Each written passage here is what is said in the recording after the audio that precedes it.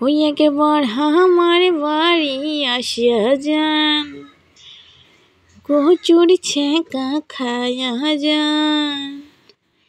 হইয়া একেবারে পঞ্চগড় দাসিয়া যান, কচুরি ছেঁকা খায়া যান। তো বন্ধুরা, সবাইকে কিন্তু দাওয়াত রইল।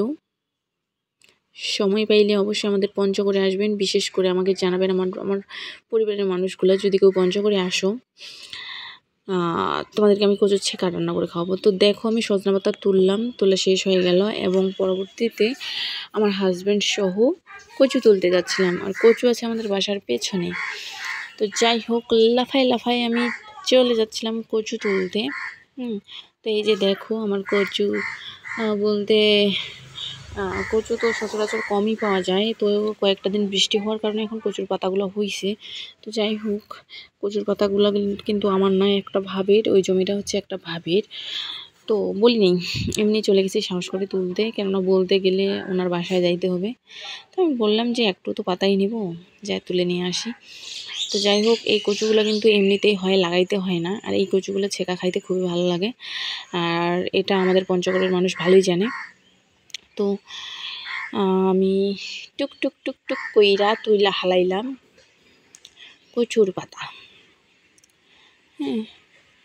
কচুর পাতা আমার খুবই পছন্দ। আমার অন্য কোনো ছেঁকা কিন্তু অনেক প্রকারই খাই, অনেক কিছুর খাই, তবে আমার কাছে বেস্ট লাগে কচুর ছেঁকা। আর আমি অন্য কোনো ছেঁকা খাই না, জাস্ট কচুর পাতা দিয়ে, সজনে পাতা দিয়ে এগুলোই খাই, তাছাড়া অন্য কোনো ছেঁকা খাই না।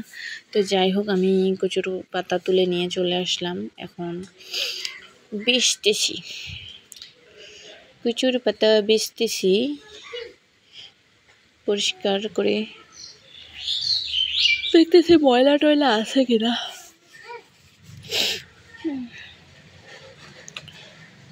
তো এখন সজনে পাতা একটু করব। সজনে পাতা বেচতে কিন্তু কাকে কেমন লাগে জানেন, তবে আমার কিন্তু খুবই ভালো লাগে।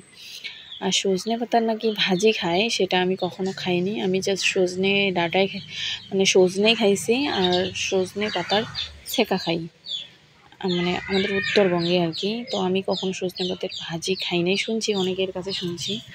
তো দেখো, সজনে পাতাগুলো আমার মানে বেচা হয়ে গেছে। তো আমাকে এগুলো নাড়তে কিন্তু খুবই ভালো লাগে। নাড়তেছিলাম, প্রসিদ্ধর বাবা হচ্ছে ভিডিও করতেছিল। তো যাই হোক, কি আর বলি, কিছুই বলার নাই। তো ভিডিওটা ভালো লাগলে অবশ্যই দেখবেন। আমি সম্পূর্ণটাই নতুন, একটু পাশে থাকবেন।